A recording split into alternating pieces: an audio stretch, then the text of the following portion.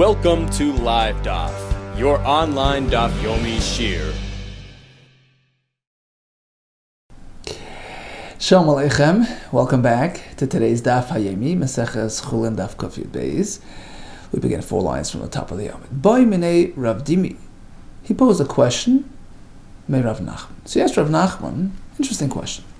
Maula Nuchi Kad Milcha. What about placement of a kad, a container filled with salt? So basically a salt shaker, except this one is open and exposed. Can I place it next to gabe, next to kada de kimcha, container with kimcha, which was like a milky dip containing milk, yogurt, basically a milky ketchup. Okay, can I put the salt next to the ketchup? Amalei Osir says you can't do that. Now Taisus points out he would never ask, can I put milk next to meat? Of course you could. You want to send, a box of shalach manos to your friend. You can take a box, put a container of a milky product next to a container of a fleshik product. There's no issue there, as long as you make sure they don't touch and there's no, crossover, there's separation. Of course, that's okay. So why was he asking about the salt, and why did he say it's forbidden? So he says like this: because salt is not milchik or fleshik. It's parv. It's a neutral entity which can really be used both ways. So there is a very real concern that the milk may have splattered into this salt, which was situated nearby, which was being used at breakfast, and later on at dinner. You might take that same salt and use it together with your meat meal. So over here, dafka, specifically over here, we have a neutral entity. Something parv, like salt, which can go both ways, can serve a milk meal, can serve a meat meal. Don't place it next to the kimcha, lest it splatter into that salt, which in turn may be used together with the meat later. Amalei Asr, you can't do that. Right? And my understanding is that the common practices regarding salt shakers as well. We have separate salt shakers, one for milchik, one for fleshik, so that there's no, to avoid any crossover. Amalei Asr. Next question, dechol. What if this container is filled with vinegar, okay, which was also used as part of their meal? Can that be placed next to the milky ketchup? Amalei, in this case, he says that's okay, Shari. What's the difference? You'd assume the same concern applies, same concern as the applies to the salt would apply to the vinegar too. What's the difference? So you respond in a joking manner. Look, you take a little kur de milcha, when you go measure me up, a kur, a huge amount of salt, then I'll tell you. Figure it out. So what is the reason? My time. So what is the difference? Answers the Gemara. You know what the difference is? Even if a little milk splatters into that vinegar, it becomes bashishim, becomes nullified.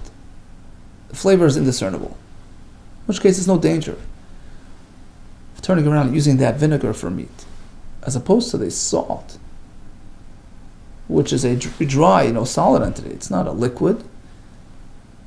The splattered milk will just sit there. It's perched. It clumps up with that salt.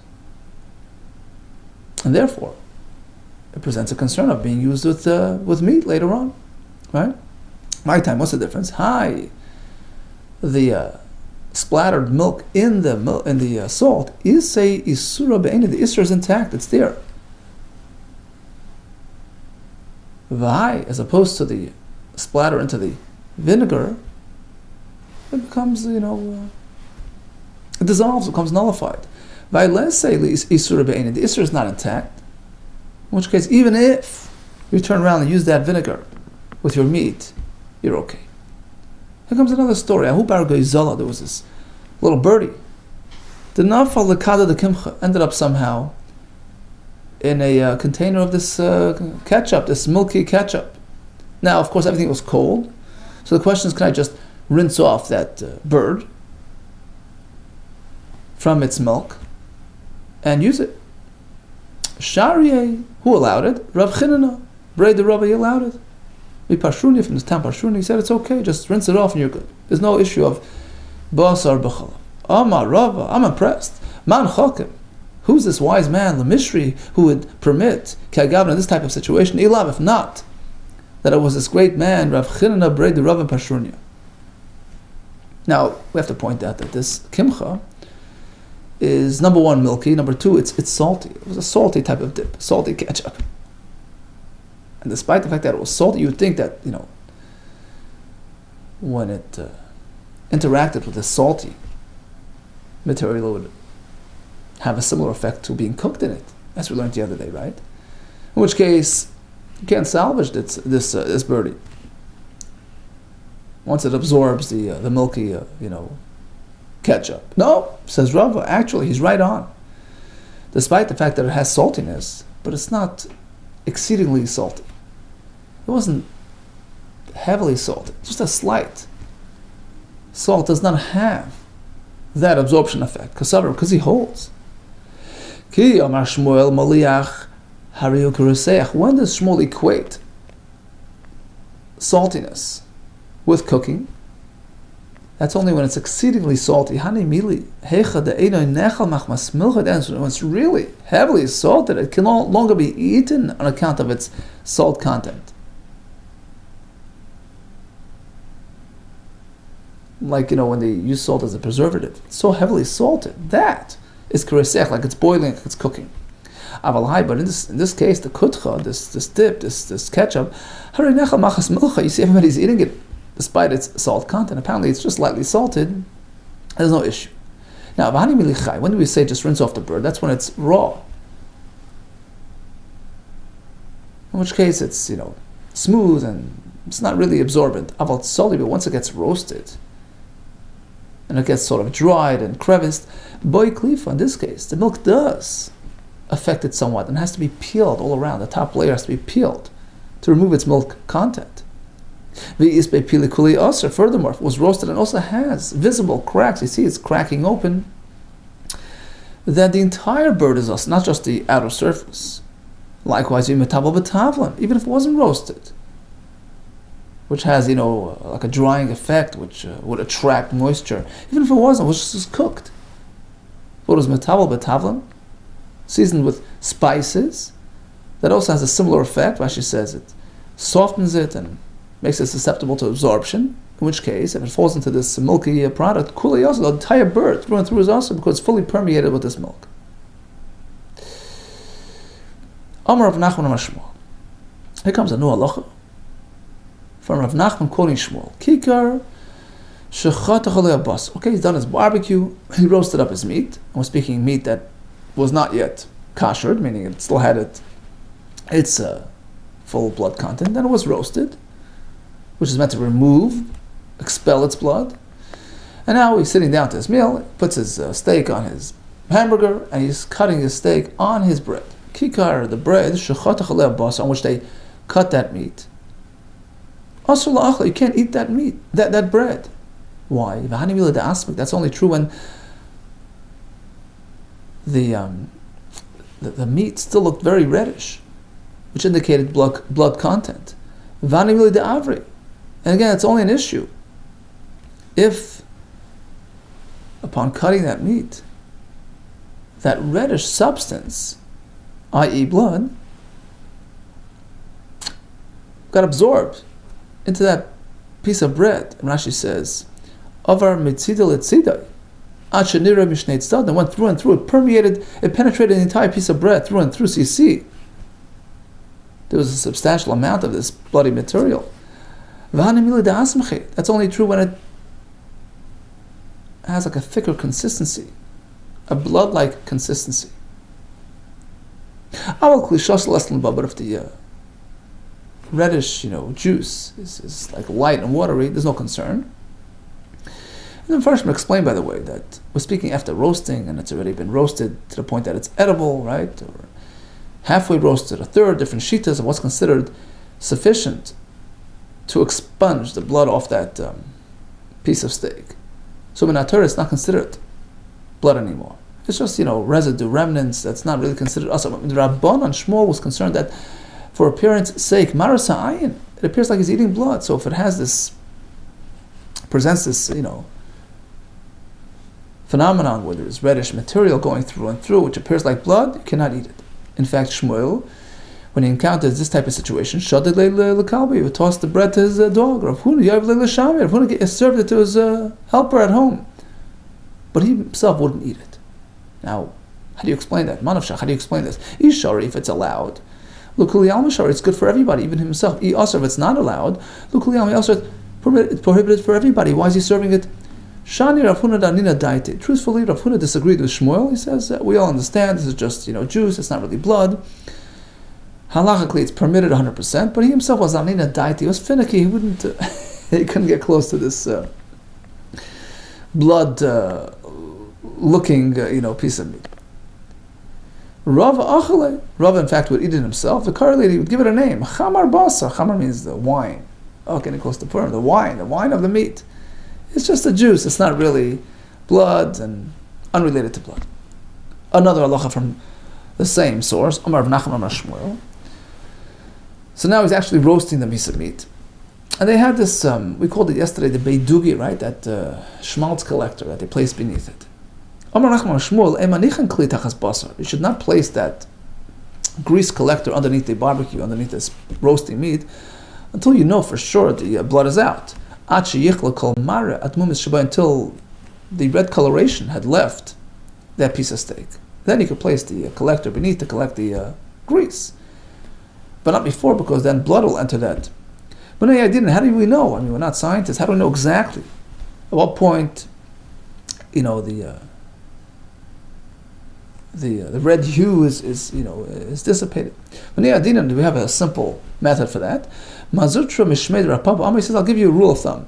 Mishatalatim rasa. Once it starts smoking, which indicates that it's achieved adequate, sufficient state of dryness because it was released, it was freed of its blood content, and now it's starting to smoke a bit. So now you know that it's blood free. Maskala Rav Ashi. Says Rav Ashi, how do we know the entire steak is blood free? Vidilma, perhaps tato mata, perhaps the bottom part facing the fire achieved that dryness. Ilole mata, but the upper part is still hasn't yet gotten to that point. Elam Rav Ashi. Rather, says Rashi, the proper method is like this. Leslie takan, the only way to fix this up, the only way to solve this is elam mishtabe, to throw into it tarti, two pieces of milcha, of salt. Rashi explains, one you put on the steak itself, one down in the grease collector, returned on the base. So what it does is as follows. The one on the piece of meat will assist in freeing the blood out of the meat, and the one down in the schmaltz collector is going to attract any blood that possibly drips in there and put it off to the side. Now you'll gently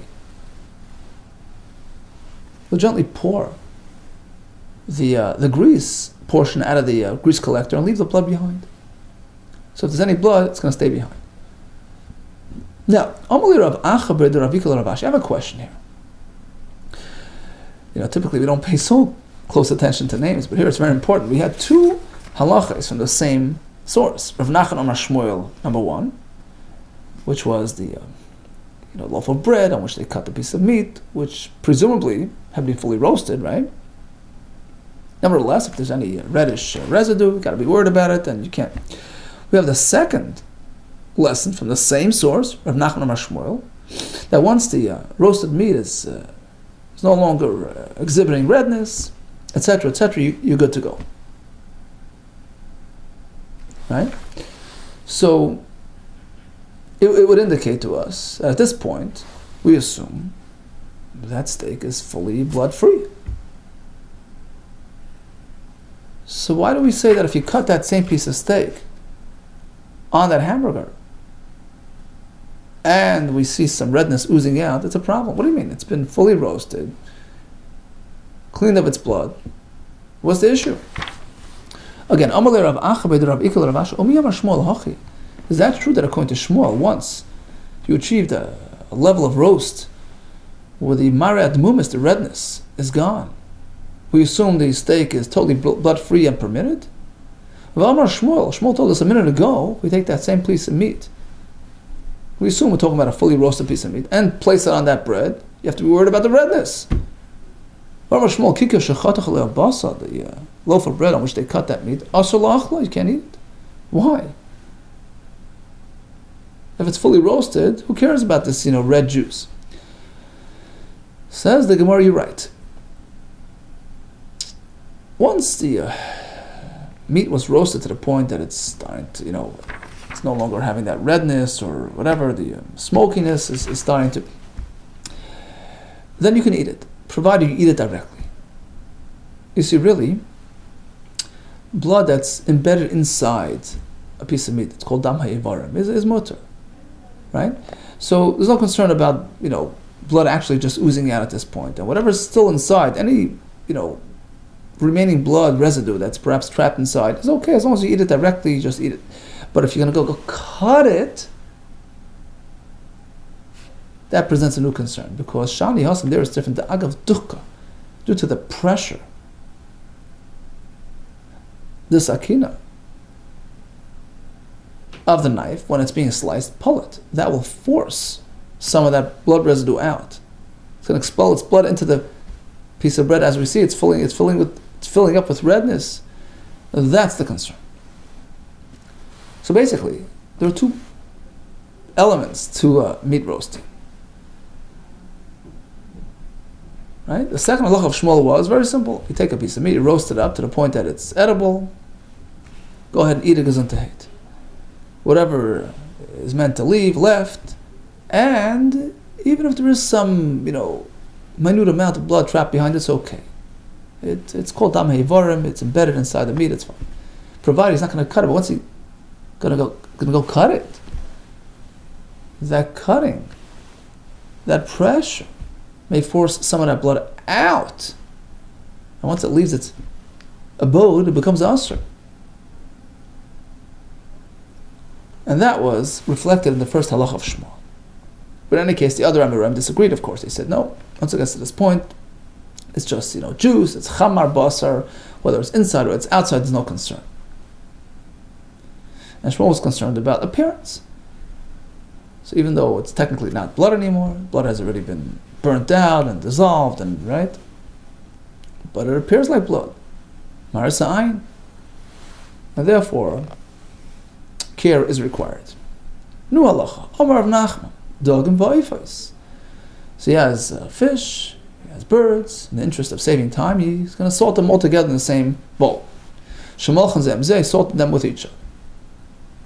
Asurin, they're asur. Now Rashi explains. What's asur? The birds are okay, the chicken's fine. It's the fish that's a problem. Why? Because blood has left the chicken and was absorbed in the fish. Now, why are we only blaming it on the fish? So what exactly is going on? What does your bowl, your salting bowl look like? Does it have holes in the bottom to drain out the blood or not? What's going on? If we're speaking about a bowl which does not have holes, in which case the blood that oozes out of the chicken, by the way, blood of fish is okay, it's mutter. Concern is only the blood of the chicken. But if there's no holes, then ultimately, even if it comes out of that chicken, the chicken is not going to be saturated, it's going to be sitting in that blood, and it's going to reabsorb its own blood. We never use, right, for salting, we never use a bowl without holes. It has to have holes, it has to have a drainage potential. If it doesn't have holes, even if it's just chicken and chicken.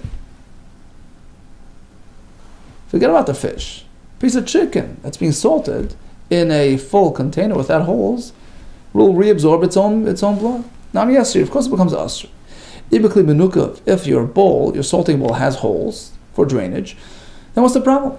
Whatever blood comes out trickles down and leaves the area. Even if it's fish together with the eifes, it's perfectly fine. Certainly we're speaking that it has holes. So what's the issue? Why would you say that the blood that exits the chicken enters the fish? Why would you say that? Says the Gemara like this: the reason for our concern regarding the fish, mishum de ruffle, because of the flimsy karmayu. They have the flimsy, membranes. If Karum shalahem rach, Rashi says. They have a softer constitution, right? So their blood or whatever it is that they have, moisture, comes out quicker. It releases its moisture quicker than the fowl does. Kadmi upalti. So their plata, their releasing of their materials, is at a quicker rate. It's expedited vis-a-vis the blood that gets released from the chicken, which takes longer. However, the birds, kamiti, they're stiffer, they're tougher. It takes longer to release blood from a oif than from a fish. Okay, so since they're working at different rates, what's going to happen? First, your fish will release its moisture, and only then will the bird do its own thing.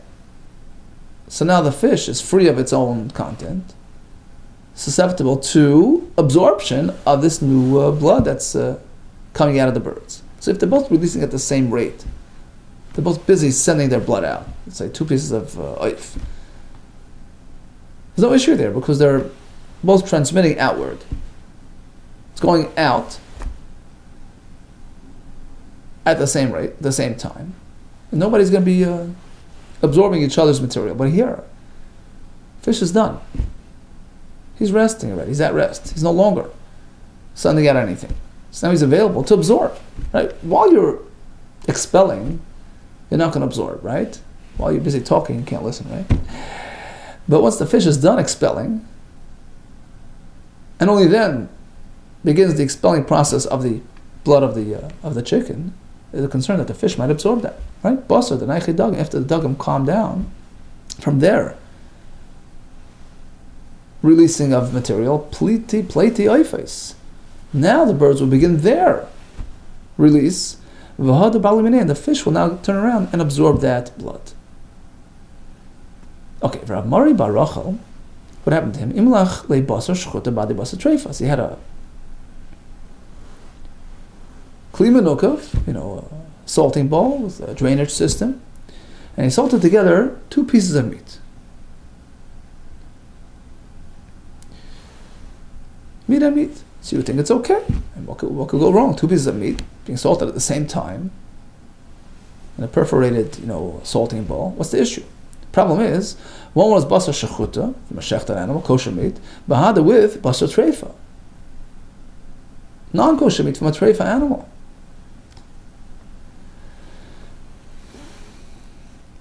So you can argue and say that's okay because, after all, whatever's coming out is coming out at the same rate and disappearing. Nobody's absorbing anything from the other. Also, so he presented the question to Rav. Amrali says, no, you can't use it. Hatmeim. We have a brisa based on a pasuk by the creatures, the non-kosher creatures. Hatmeim, the extra hay. Hatmeim, the unclean ones.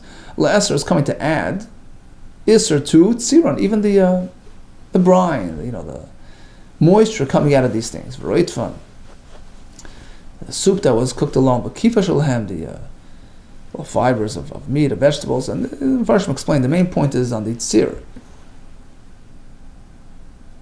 Okay, so now we know that even tzir, not only blood, actual blood, but even tzir, some sort of, brine or moisture coming out of these non-kosher materials are deemed forbidden. Okay, so how does that change our equation? Explains Rashi, it's true that the blood content of both pieces of meat leave at the same time. Okay, which precludes any absorption. However, the tzir, Rashi explains, it's noyach, the bottom line, noyach libalam and adam. It gets absorbed quicker, easier. The rate of absorption of tzir is quicker than blood. So basically, the kosher meat, which is expelling its blood, so even though it's busy expelling, but it can sort of on the side absorb some of the tzir, which just goes in much easier. It's a thin, lighter, more liquefied material. So therefore it's asa, because it presents a concern that the kosher meat will now absorb some of the tzir of the non-kosher meat sitting alongside it. Return to the next page. Now, why did Rav have to resort to this new brisa based on a pasuk, a new drasha? He could have simply responded, look, it's being salted together with non-kosher material, it's like being cooked, right? With non-kosher material. Shmuel could have simply related to Shmuel, reference Shmuel's halacha. Shmuel teaches us, moliach, when something's heavily salted together with something else. Harei hukaros, yes, like it's boiling, it's like being cooked together. V'kaver, something which is pickled, like being cooked. Well, even the Shmuel, if only from Shmuel's halacha, I would think, it doesn't really apply in this case. It's a general formula, but it doesn't apply in this case because hanimi lidaman, that's only true when you have a blood issue. Salted together with blood, that's an issue. Aval tzir and v'roit from loy, but here it's just a tzir, it's a, Rashi says zeya. It's like sweat. Perhaps it's just like a weak derivative of coming off the non-kosher material. It's not even asur. Who said it's forbidden? It's not essentially part of the, actual material. It's just some sort of moisture dripping out. Some take out the word v'roit. Loy, so perhaps in this case, no concern. Kamashmon, that's why Rava had to highlight the brisa based on a pasuk. You're meant to know that even some brine oozing out of a non-kosher piece of meat is asur. And since in this case there's a concern that the kosher absorbed that non-kosher tzir, it's asur. Meisvei comes a kasha. So again, what's the halacha? Chiddush is that you have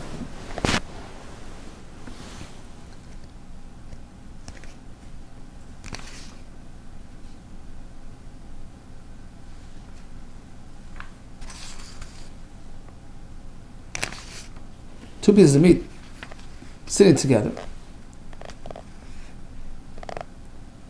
Even though they're both busy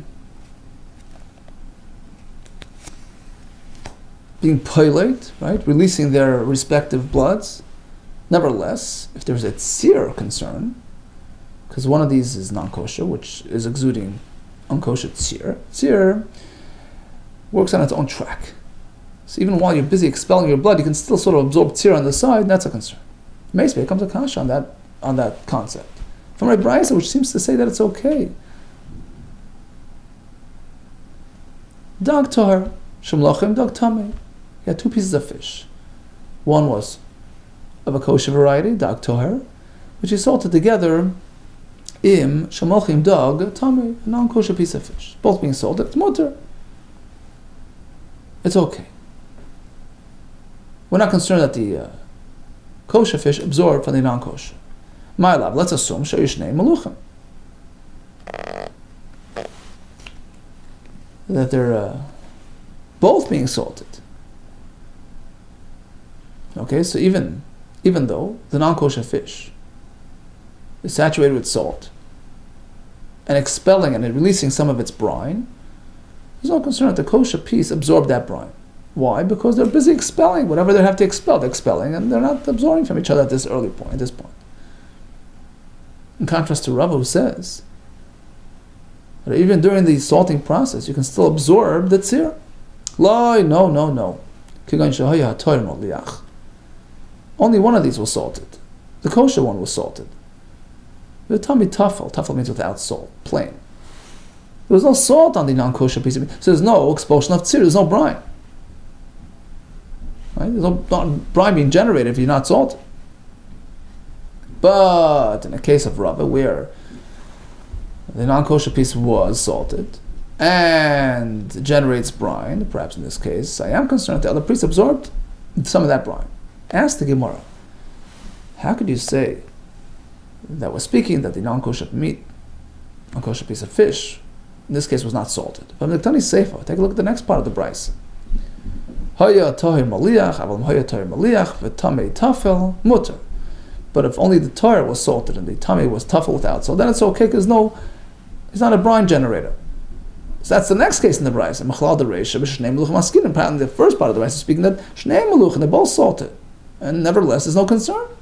No, pirushka mefarish. The second part of the brisa is merely explaining, clarifying the circumstance in the first part, in the first halacha. So this is what we learn: the tahir shemlachim dag tamei mutter. The kosher with the unkosher is okay. Keta, when is that? Provided shahaya tahir maliach tamei tafla. It's only when the tamei was unsalted, as per Rava's halacha. Because otherwise, there's a brine generator and a brine absorption. Hachanam, the star will even prove to you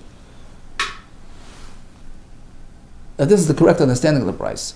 This agadaitach reisha shnei meluchim, because if you'll propose that the first part of the brayso is speaking that they're both salted, and still we're not concerned about this brine being transferred from the non-kosher to the kosher hashta. Look, so what's the point of discussing the next part of the brayso? If even shnei meluchim sure, if they're both salted, it's okay. We're not concerned about brine transfer. Tahor maliach v'tamei tafel boy. It goes without saying. It's obvious that if only the tahor is salted and the tamei is unsalted, of course it's okay. No need to talk about it. Oh, so apparently what we said is correct. That the brayso is just talking about the same case and explaining itself. This is okay, provided there's no salt on the non-kosher. But otherwise, it's a problem because it's a brine generator which gets transferred as per Rava. Even Shmuel Ha'iri says, well, not necessarily is going to prove anything, because we can still perhaps propose that the brayso in the beginning is discussing when they're both salted. Even Shmuel Ha'iri, Tana Sefer L'Glil Reisha. Sometimes the brayso goes on with another case just to clarify what the first case was about. It's sort of a contrasting symmetry. Tana Sefer L'Glil Reisha. It's coming to explain the first part of the brayso. Don't think Reisha. The first case was Tahor maliach v'tamei tafel, that only the Torah was salted and the tamei was not, and that's why it's okay. Aval shnei meluchin aser, but if they were both salted and the non-kosher is generating brine, it would be a problem because of the tzir. That's what I would think. Tana Sefer. That prompts the brayso to continue and say, well, Tahor maliach v'tamei tafel, that in the case where it's Tahor maliach v'tamei tafel, so the tamei is not salted, then it's okay. Machlal, this is coming to infer to us that the first part of the brayso was speaking about a different case. Even when they're both salted, it's still okay. Reisha, Shnei, and Meluchin, they're both salted, but Vafilach Yishon is still okay, and unlike Rava's Chiddush. So, end of the day, we don't really have a proof or a refutation from this brayso regarding Rava's halach. Tashma, let's make another attempt at a kasha on Rava. Again, what's Rava's Chiddush? Typically we say when you're busy expelling, you're not going to have the presence of mind to absorb, right? However, when there's seer involved, seer is this like watery, substance. It's not as thick as blood. It's like more of a watery type of consistency. It's brine. That perhaps could sneak its way in there, even while I'm busy expelling something. And therefore Rava says you can't have the fish that was salted with the oifais. Sorry, you can't have the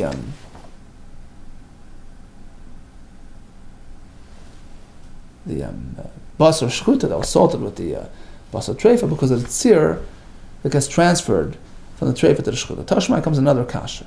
Sefer the sefer, the very end of that brayso, last part of the second part of the brayso, which says like this: Avalam hoya tamei maliach v'torah tafel. What if it's exactly the opposite? He's salting two pieces of fish together. Tamei and tar, right? Tamei is unkosher, tar is kosher. Tamei is heavily salted. The tar is not salted. So which one's generating brine? The non-kosher piece. Sir, you can't have the kosher piece either, because it absorbed that brine. Okay, so let's analyze this halacha further. Tamei maliach v'tor tafel the aser. Apparently it's only in this case where the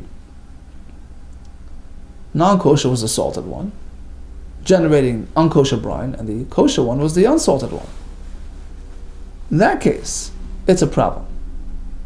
Because let's realize when the piece is not salted, it's just plain, it's not expelling anything.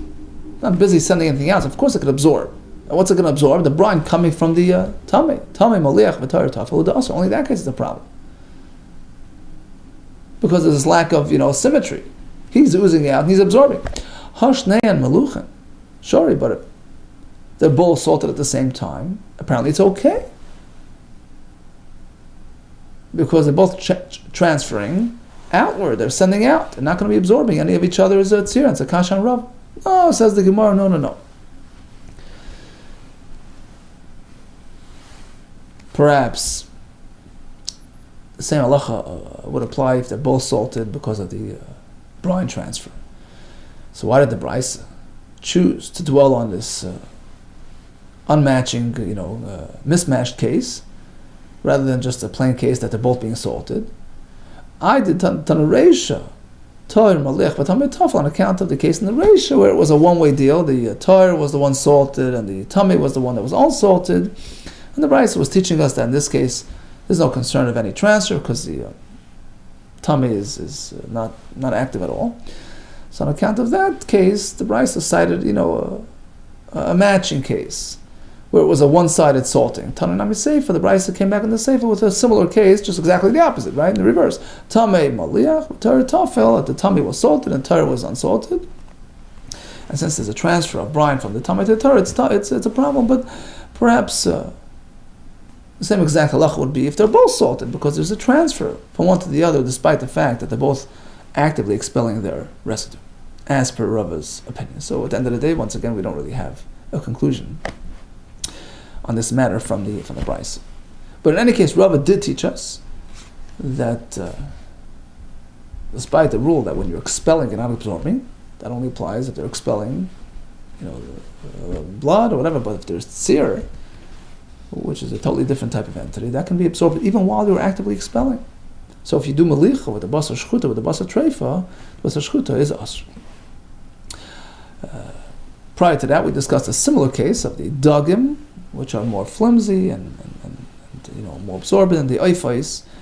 So you salt them together, even in a proper drainage, bowl. There's an issue because the fish are more available to absorption, more susceptible to absorption, and they will they're liable to absorb from the oifais, from the blood, before it gets a chance to trickle out. We discussed roasting unsalted meat, the meat with its blood content. At what point is it permissible? Once it burns out the blood. What happens afterwards if you still have some red juice? According to some shita, is not a concern. According to Shmuel, it's a concern on account of appearance, maras ha'ayin. Prior to that, we discussed a bird that dropped into the ketchup, various halachas in terms of what to do, rinsing, peeling, or if it actually penetrates the entire thing, it would be asur. And prior to that, we had the question of the salt shakers. And they need to take care that there's no crossover between milchiks and fleishiks. All the best to you, and atzlach.